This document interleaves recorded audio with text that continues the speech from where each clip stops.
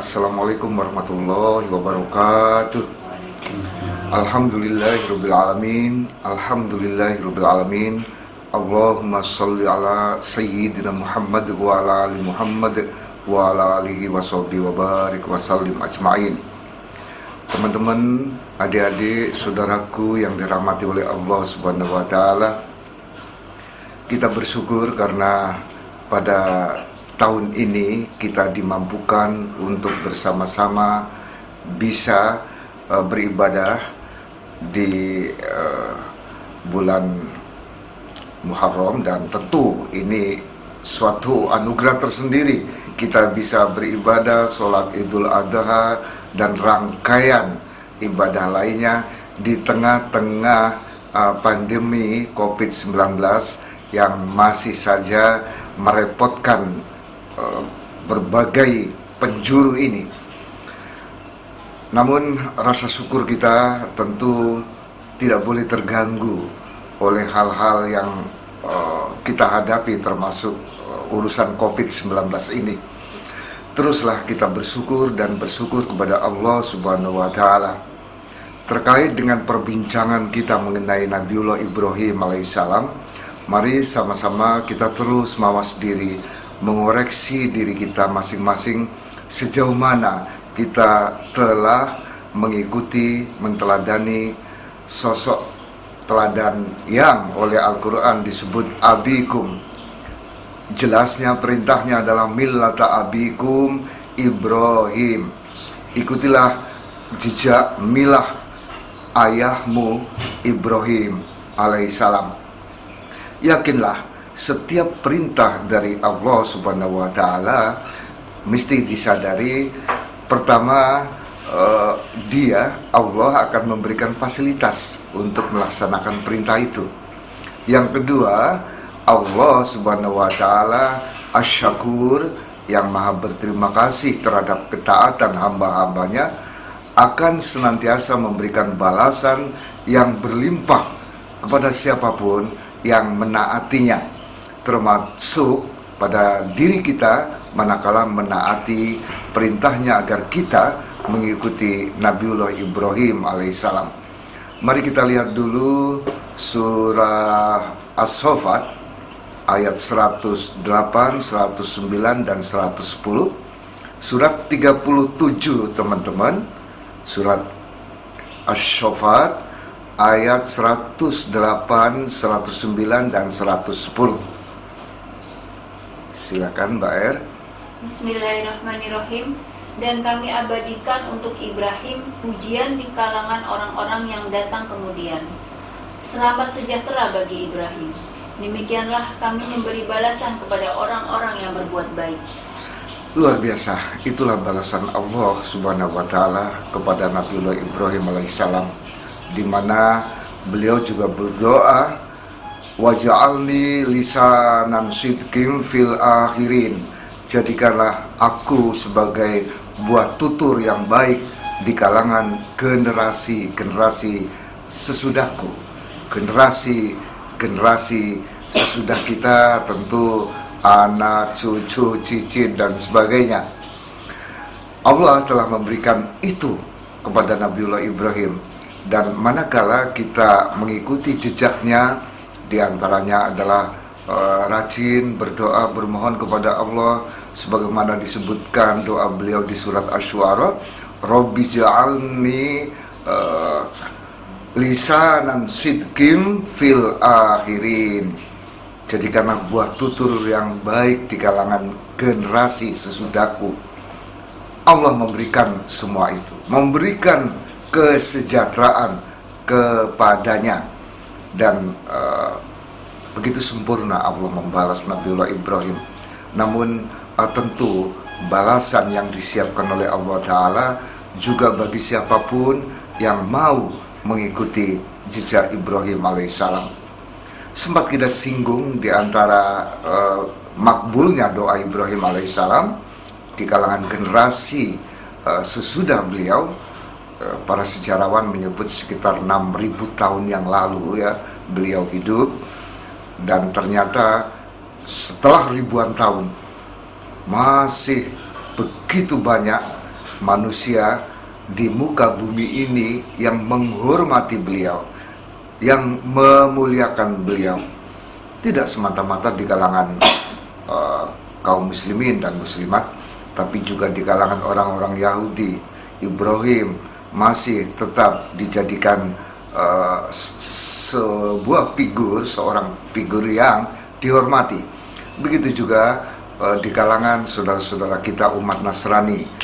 Ibrahim alaihissalam mereka sebut sebagai Abraham, juga mereka hormati, karena beliaulah sejatinya bapak tauhid sekaligus juga bapak para nabi.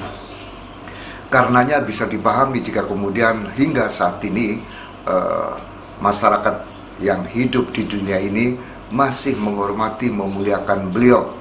Bahkan tidak ada satu kelompok manusia pun di dunia ini yang paling banyak menyebut namanya kecuali kelompok kaum muslimin dan muslimat yang menunaikan sholat setidaknya 20 kali menyebut namanya di dalam sholat wajib yang mereka lakukan.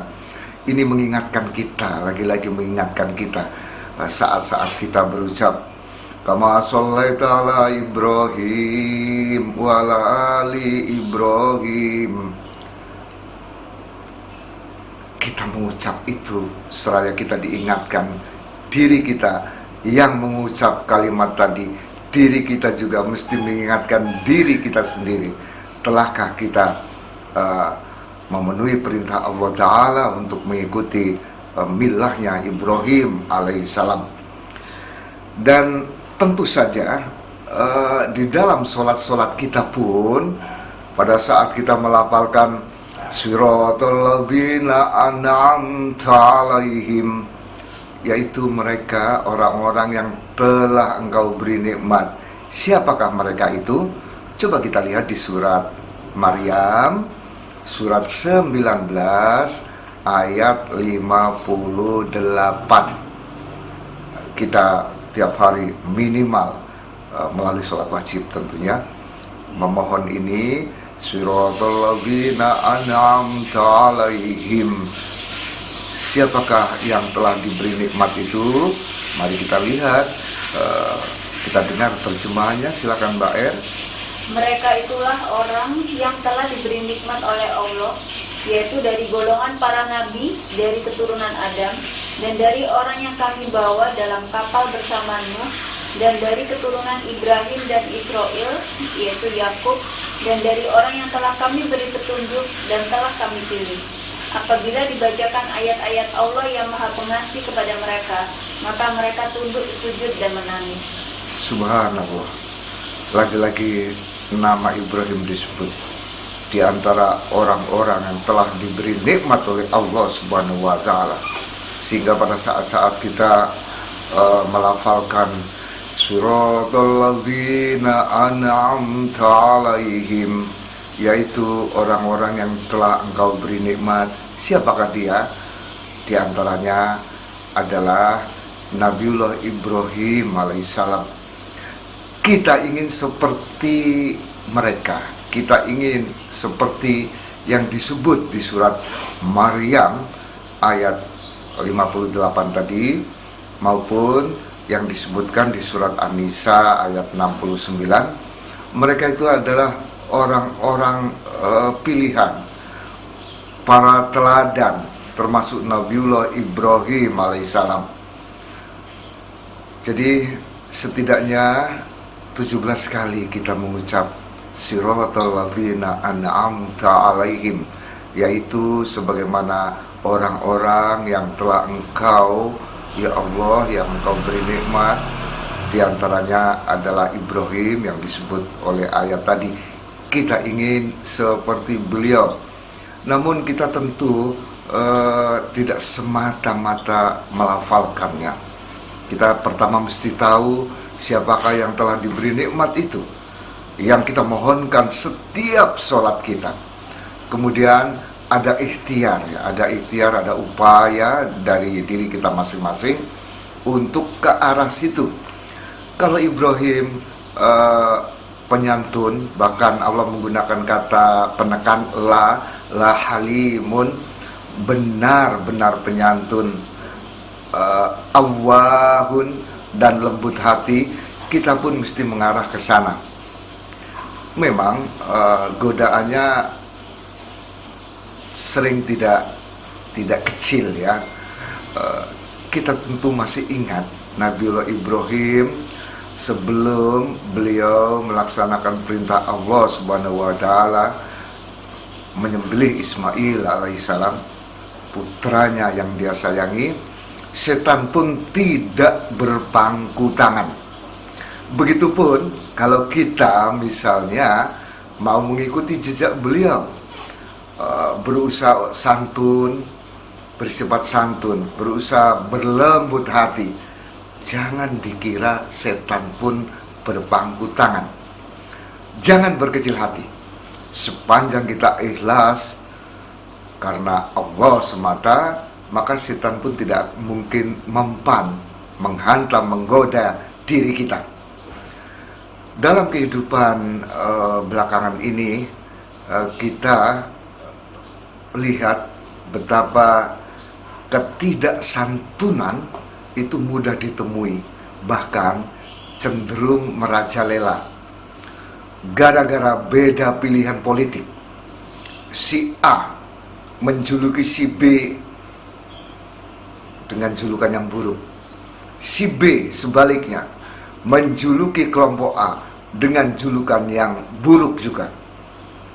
Ini tentu jauh dari sifat Ibrahim yang santun dan yang sangat lembut hatinya. Manakala kita menyadari kita sudah terprovokasi untuk mengikuti jejak-jejak setan, bukan mengikuti Nabiullah Ibrahim alaihissalam, bukan mengikuti Rasulullah sallallahu alaihi wasallam, maka ketahuilah dampaknya pasti buruk.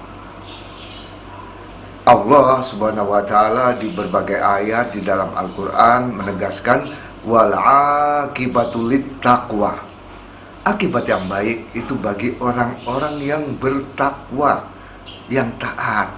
Manakala diminta mengikuti Ibrahim, maka mereka pun berusaha mengikuti Ibrahim.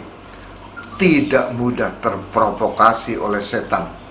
Tidak mudah begitu saja terprovokasi untuk ikut-ikutan mencela, menghardik, merendahkan punya pribadi yang kokoh. Walau ya katakanlah gonjang-ganjing kehidupan dunia politik sedemikian rupa, walau perkembangan mengarah konflik-konflik terkadang begitu besar gelombangnya, namun orang-orang yang mengikuti Ibrahim alaihissalam, yang menteladani Rasulullah sallallahu alaihi wasallam, dia akan menjaga kesantunannya, dia akan berlembut hati. Soal lembut hati ini Allah di surat An-Nisa misalnya, An-Nisa 159, sekali lagi Nabiullah Ibrahim adalah halimun, benar-benar lembut hatinya. An-Nisa 159, Ali Imran maksudnya, Ali Imran 159. Rasulullah SAW adalah figur yang sangat sempurna mengikuti Nabiullah Ibrahim, yang dengan rahmat Allah Ta'ala beliau berlembut hati. Kita coba lihat Ali Imran 159. Bismillahirrahmanirrahim. Maka berkat rahmat Allah, engkau Muhammad berlaku lemah lembut terhadap mereka. Sekiranya engkau bersikap keras dan berhati kasar, tentulah mereka menjauhkan diri dari sekitarmu. Karena itu, maafkanlah mereka dan mohonkanlah ampunan untuk mereka, dan bermusyawarahlah dengan mereka dalam urusan itu. Kemudian apabila engkau telah membulatkan tekad, maka bertawakallah kepada Allah. Sungguh Allah mencintai orang yang bertawakal. Ya, Allah mencintai orang-orang yang bertawakal. Dan kelemah lembutan Rasulullah SAW itu luar biasa,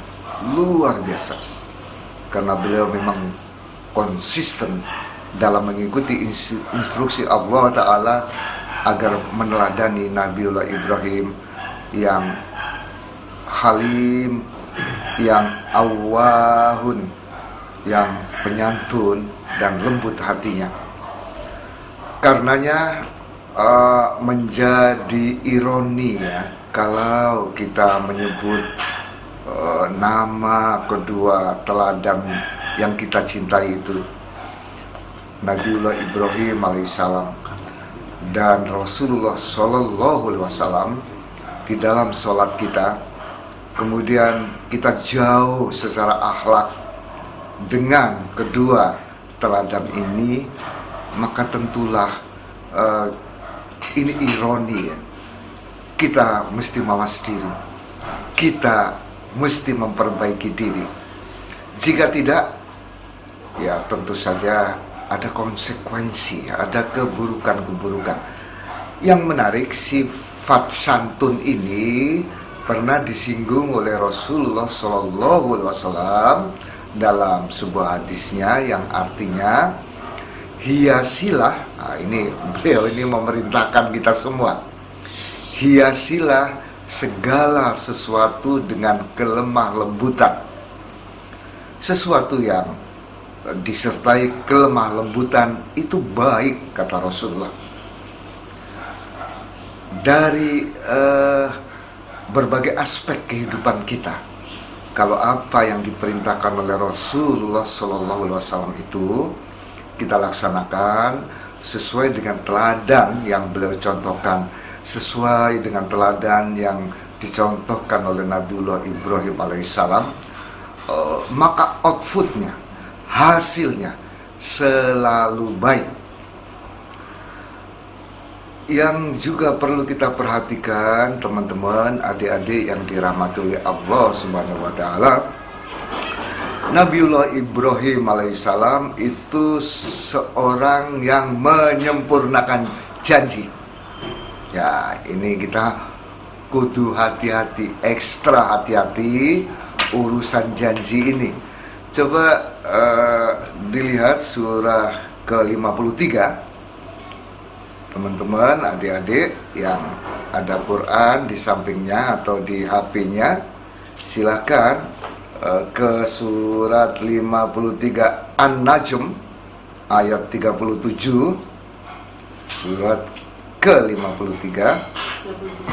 Iya. An-Najm ayatnya 37. Bismillahirrahmanirrahim. Dan lembaran-lembaran Ibrahim yang selalu menyempurnakan janji.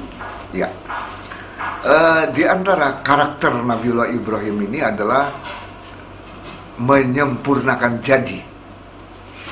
Suatu ketika beliau digambarkan di dalam Al-Quran akan memohonkan ampunan Allah Subhanahu wa Ta'ala untuk ayahandanya. Kemudian janji itu memang beliau laksanakan. Namun Allah Subhanahu wa Ta'ala menegur. Itu artinya apa? Dari berbagai aspek kegiatan beliau, Nabiullah Ibrahim alaihissalam adalah seseorang yang suka menyempurnakan janji. Menyempurnakan, tidak semata-mata menepati. Ini levelnya sudah level di atas menepati, menyempurnakan. Sementara diri kita untuk level menepati saja itu sering kedodoran. Inilah pentingnya kita banyak mohon ampun, kita banyak mohon maaf, mohon ampun kepada Allah Subhanahu wa Ta'ala, bertobat dan memperbaiki diri. Tentang orang-orang beriman yang digambarkan di surat Al-Mu'minun misalnya, Allah juga menegaskan bahwa ciri-ciri orang beriman itu adalah menepati janji dan menunaikan amanah. Ini karakter orang beriman disebut di surat Al-Mu'minun. Orang yang diantaranya karakternya adalah orang beriman yang khusyuk dalam sholatnya. Orang beriman yang menjauhi kesia-siaan, orang beriman yang menepati janji dan menunaikan amanah, di mana di Al-Mu'minun itu disebutkan mereka lah yang akan mewarisi surga Firdaus. Tentang urusan janji ini, teman-teman, adik-adik, saudara-saudaraku yang dirahmati oleh Allah Subhanahu wa Ta'ala, mari kita serius, bersungguh-sungguh. Terkadang kita tidak saja luput janji kepada manusia, kepada orang-orang di sekitar kita, bahkan ada kalanya kita juga luput janji terhadap misalnya binatang piaraan, ya. Binatang piaraan, kita mau kerja tergesa-gesa, lalu kita ngomong sama binatang yang kita piara, nanti aja deh aku akan beri makan kamu. Ternyata meleset juga, besoknya baru diberi makan. Kelihatannya sepele, tetapi urusan janji ini tidaklah sepele dalam pandangan Allah Subhanahu wa Ta'ala. Urusan janji ini melekat pada Nabiullah Ibrahim alaihissalam, teladan kita yang menyempurnakan janji. Urusan janji ini merupakan karakter pokok dari orang-orang yang beriman yang disebutkan di dalam surat Al-Mu'minun misalnya. Ini penting, sebab kalau kita amati, banyak di antara kita yang mungkin telah diberi amanah suatu jabatan, apakah jabatan itu di pemerintahan maupun di luar pemerintahan, yang ternyata ujung-ujungnya menyalahi janji. Pada saat disumpah misalnya, di kita pelantikan para pegawai, baik di lingkungan ASN, aparatur sipil negara maupun militer, kepolisian, kita tahulah sumpah itu begitu pentingnya dan ternyata diucapkan saat-saat dilantik. Namun yang kemudian terjadi, ternyata tidak sedikit yang mengingkari itu, melabrak sumpah dan janjinya, yang kemudian kita tahu dampaknya adalah keburukan, dan keburukan. Karena itu penting bagi kita dari hal-hal yang terasa mungkin sepele, ya, kita urusan janji ini, mari sama-sama kita serius, kita bersungguh-sungguh, seraya mohon kepada Allah Subhanahu wa Ta'ala agar kita semua dimampukan untuk menepati janji-janji yang kita buat, agar kita semua dimampukan oleh Allah Subhanahu wa Ta'ala agar dapat menunaikan amanah-amanah yang dibebankan kepada kita semua. Karena dua hal ini adalah hal yang sangat mendasar, karakter pokok di kalangan orang-orang yang beriman, karakter pokok yang ada pada diri Nabiullah Ibrahim alaihissalam, yang ada pada diri Rasulullah Sallallahu Alaihi Wasallam, yang mesti kita ikuti. Kalau toh di masa-masa lalu kita terlanjur banyak kekeliruan, banyak kesalahan, banyak keingkaran dari janji-janji, dari amanah-amanah yang tidak kita tunaikan dengan baik, maka mari bersama-sama kita banyak mohon ampunan, bertaubat kepada Allah Subhanahu wa Ta'ala, berikhtiar memperbaiki diri, maka yakinlah dampaknya adalah kebaikan. Wal akibatu littaqwa. Jadi begitu adik-adik, teman-teman yang dirahmati oleh Allah Subhanahu wa Ta'ala, saudara-saudaraku dimanapun berada, mudah-mudahan perbincangan ini bermanfaat sekedar untuk kembali kita muhasabah dalam konteks hubungan kita dengan teladan kita Nabiullah Ibrahim alaihissalam.